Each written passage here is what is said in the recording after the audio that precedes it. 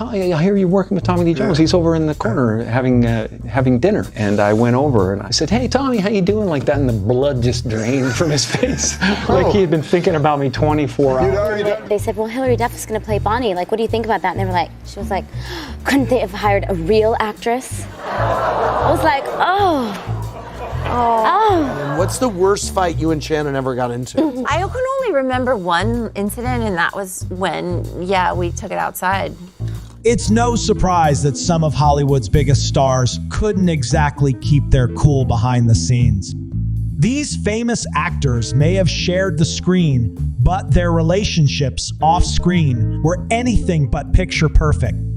Hollywood icons don't always see eye to eye, and Bette Davis had no qualms about speaking her mind. In 1988, during an interview on The Tonight Show starring Johnny Carson, Davis called Faye Dunaway the worst person in Hollywood, and that's putting it lightly. So who's one of the worst people you know in Hollywood? That I worked with? Or that you wouldn't want to work with again? If you don't have to comment on that. $1 million, Faye Dunaway. Everybody you can put into this chair will tell you exactly the same thing. The feud started after Dunaway gained a reputation for being difficult on set, a trait that Davis found intolerable. Man, you had a reputation at certain times of being kind of tough yourself.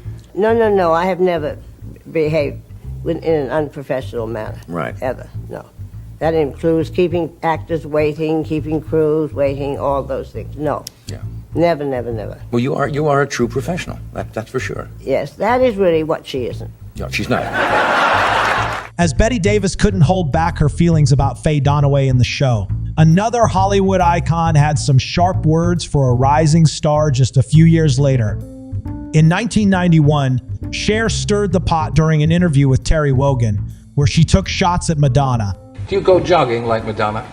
You mean like my best friend Madonna? Yeah. I thought that was a subtle way to drag her in, you understand? How about dragging her in by her hair? While Cher admitted Madonna was creative, she couldn't resist throwing some shade. Someone said to me, what do you think about her? And I said, well, I think she's unbelievably creative. I mean, I'm amazed at the amount. I mean, she's unbelievably creative because she's not unbelievably talented. She's not beautiful, but she's rude. And so this man said, how do you feel about her? I said, well, she's nice, but I mean, she's creative, but she's rude. And then I used another word and they bleeped me. Whether it was professional jealousy or a genuine clash of egos, these two megastars never seemed to get along. Speaking of behind-the-scenes drama, Star Trek wasn't just about exploring new galaxies. Some actors found their biggest challenges a bit closer to home. It turns out that Star Trek wasn't all about peace and harmony, at least not between George Takei and William Shatner. In 2004, during an interview for Emmy TV Legends, Takei revealed that his co-star's ego often left little to no room for friendship. Bill is a dynamic presence. He enjoys being the center of everything. You may have heard about some of the difficulties that cast members had. According to Takei, Shatner constantly made things about himself, overshadowing the rest of the cast. We might be preparing a scene where it'd be a close-up on you, and then it would shift to Bill. Then you'd see Bill in a whispered conversation with the director, and the setup was changed, and it was on Bill, and you were the offstage voice. And so things like that, sometimes has a way of rubbing you in one direction. From the final frontier to an entirely different kind of war, one that involved a remake of a classic film. Hilary Duff found herself on the receiving end of Faye Dunaway's sharp tongue in 2009, when Dunaway openly criticized Duff's casting as Bonnie in a remake of Bonnie and Clyde. Well, no, so Faye Dunaway made some comments. Well, I guess somebody asked her if she's heard about the remake, and then they said, well, Hilary Duff is going to play Bonnie. Like, what do you think about that? And they were like, she was like, couldn't they have hired a real actress? I was like, oh. Duff wasn't just going to sit down and instead responded with an infamous retort in an interview with E! News. Did the Faye comments affect you anyway?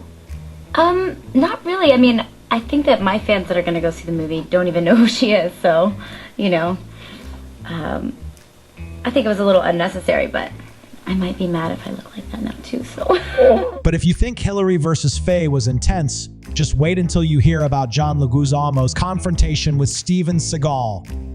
In a 2009 interview on QTV, John Leguizamo shared a less than flattering story about working with Steven Seagal on Executive Decision. We come in for rehearsals and he comes in, I'm in command. What I say is law. Anybody doesn't agree? And I was like, I started cracking up because he sounded like a retard. And he came up and he taekwondo'd my ass against the brick wall. He went, he's 6'5" and caught me off guard, knocked all the air at me. I was like, why? John Leguizamo later joked about the incident, but it was clear that working with Seagal wasn't exactly a pleasant experience. Now you're turning people against you because you're calling Steven Seagal all kinds of names. But why'd he slam me against the wall? Well, he shouldn't have done that, yeah. We were rehearsing. Yeah. What's the big deal? Yeah, but we don't need to call him names, right? Yeah, why not? Okay. Sometimes, being an action star off screen can go a little too far. From action stars to political drama, Vivica Fox wasn't about to hold back when it comes to Stacey Dash. In 2012, Vivica Fox didn't mince words when talking about Stacey Dash's political endorsement of Mitt Romney. During an interview with The Griot, Fox expressed her frustration, particularly with Dash's controversial choice to pose in a swimsuit while endorsing the candidate. And what's your take on her stance for coming out for Romney? I didn't know that she was a Republican. I will start there. Second, I don't know why she had to do a photo shoot in a Baywatch red swimsuit with the boobs and the whole flag behind her. And she doesn't have a job or something to promote right now. I just didn't get it. While the world of politics was heating up, so was the tension between these two. It's a reminder that even in Hollywood, personal values can sometimes lead to differing opinions. She's entitled to her opinion, but it was just surprising that she, first of all, was a Republican and that she did it the way that she did. But if you think political drama is intense, wait until you hear what Patti LuPone had to say about Madonna. Patti LuPone had something to say about Madonna in 2017 during an interview on Watch What Happens Life. LuPone revealed a personal encounter that had rubbed her the wrong way. According to LuPone, when they met, Madonna made an unpleasant remark about her that left a lasting impression. I did meet her after her opening night party, and the only thing that Madonna has ever said to me was, "I'm taller than you." Bada bing. This set the stage for LuPone's candid thoughts about Madonna's role in Evita, which she labeled Madonna a movie killer. What did you think of her role in Evita? Well, Madonna is a movie killer. She's dead behind the eyes. She cannot act her way out of a paper bag. She should not be in film or on stage. She's a wonderful, performer for what she does, but she is not an actress. Bang. But that wasn't the only big-name feud to spill out in 2017. Enter Jim Carrey and Tommy Lee Jones. In 2017, Jim Carrey told Norm Macdonald that Tommy Lee Jones hated him while filming Batman Forever. Carrey recalled an awkward moment at a restaurant where Jones admitted that he really didn't like him. I said, "Hey, Tommy, how you doing?" like that, and the blood just drained from his face. He started shaking, and he got up and he went like this. He must have been in mid-kill me fantasy or something like that. He was like, like this, and he went like to hug me, and he said, "I hate you.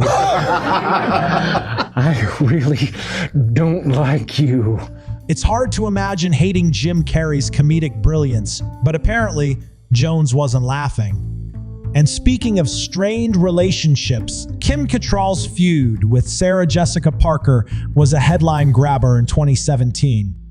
Kim Cattrall put her Sex and the City co-star Sarah Jessica Parker on blast during a 2017 interview with Piers Morgan. We've never been friends.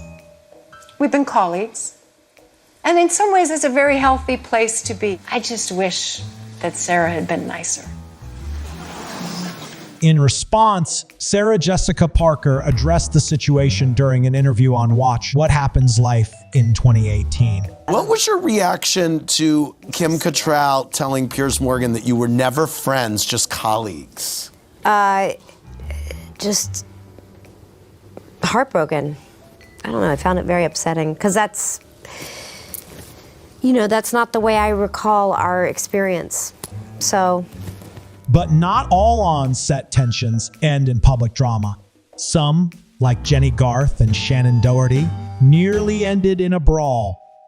Jenny Garth revealed in an interview that she and Beverly Hills 90210 co-star Shannon Doherty almost got into a physical fight. What's the worst fight you and Shannon ever got into? Oh, jeez. What kinds of things did you tussle? I can only remember one incident, and that was when, we took it outside. The on-set tension was so intense, they had to be pulled apart before fists started flying. How do you think you said it? Like took it outside. I'm pretty sure I got in her face at that. Wow. Are you two the same age? I don't know. Roughly? Yeah, probably. Yeah. Okay. Oh my God, it's our last. Just as the drama on Beverly Hills 90210 nearly boiled over, a behind-the-scenes tension on Dark Angel set would soon reveal an unexpected rift between two rising stars. In 2021, Jensen Ackles opened up about his time working with Jessica Alba on Dark Angel, calling the experience less than friendly. By the way, was Jessica Alba cool to work with? No, she was horrible. Are you kidding? No. No. She was not fun to work with. I will tell you. I've told this to her face. Ackles admitted on the Inside of You podcast that Alba made it tough for him on set, and the two didn't get along. I was the new kid on the block, and I got picked on by the lead. She didn't like you? No, it wasn't that she didn't like me. She just was like, oh, here's the pretty boy that network brought in for some more window dressing because that's what we need. In front of the whole crew? Yeah. And you just kind of Well, very quickly I was like, what the f***? Sometimes even superhero dynamics can be a bit super strained.